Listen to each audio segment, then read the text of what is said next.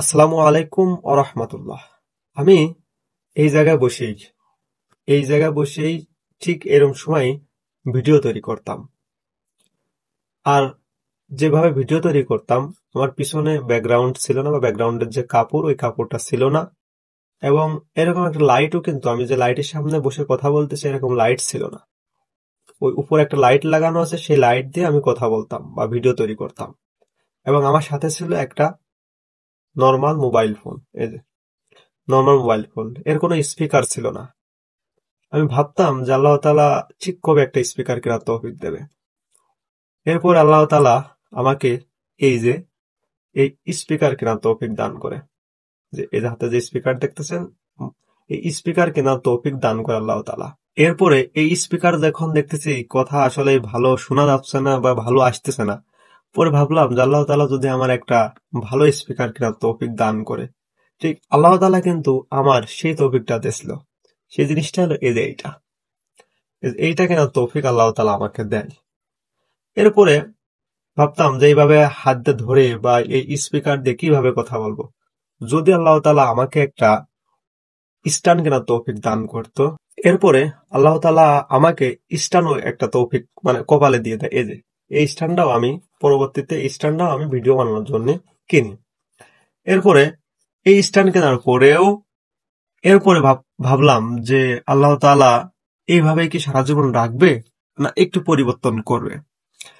এটা করতে করতে ভিডিও তৈরি করতে করতে করতে করতে আল্লাহর কি অশেষ রহমত, আল্লাহ তাআলা আমাকে একটা ক্যামেরা কেনার তৌফিক দিয়েছে।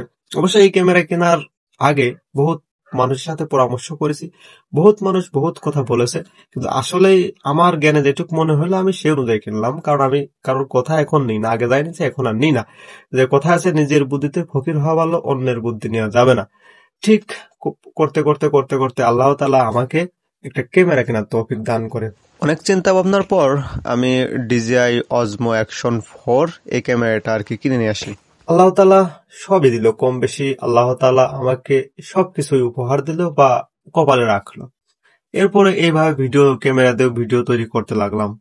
ভিডিও করতে করতে এরপরে ভাবতাম, এরপরে মনস্থ করলাম যে আল্লাহ তাআলা যদি আমাকে একটা কম্পিউটার টেবিল তৈরি করার তৌফিক দিত, তা আরো একটু ভালো হইতো।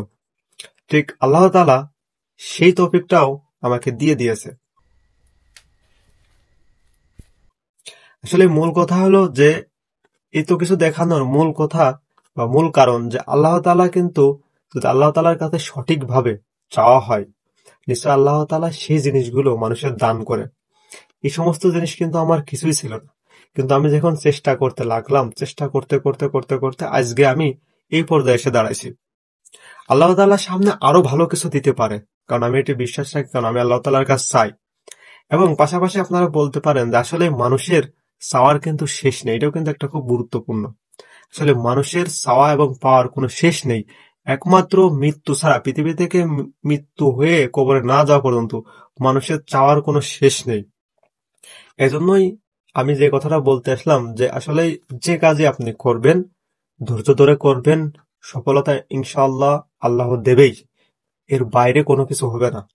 চেষ্টা করেন, সফলতা আল্লাহ তাআলা দেবেই। আল্লাহ তাআলা কোন সময় কার কপাল ঘুরিয়ে দেবে কেউ বলতে পারে না। এই জন্যই আরেকটা কথা, লাস্ট কথা বলে দিই, যে কোনো সময় আপনারা অহংকার করবেন না। কারণ আল্লাহ তাআলা আমাকে এত কিছু দেশে বলেই, যে আমার কিছুই ছিল না এক সময়, কিন্তু কিন্তু আল্লাহ তাআলা এখন আমার সবকিছু দেশে। এজন্যই কিন্তু অহংকার করা যাবে না। এই অহংকার কিন্তু একসময় পতনের মূল হয়ে যেতে পারে আমার। আমি আল্লাহ তাআলার কাছে হাজার হাজার কোটি কোটি গুণ শুকরিয়া জানাই এবং আল্লাহ তাআলার কাছে দোয়া করি, আল্লাহ তাআলা যেন এইরকম অহংকারী আমার না বানায়। এবং সবাই আমার জন্য দোয়া করবেন এবং আপনাদের জন্য আমি দোয়া করি। সবাই ভালো থাকবেন, সুস্থ থাকবেন এবং যে কাজই করবেন চেষ্টা করবেন এবং সঠিক পথে থাকার চেষ্টা করবেন।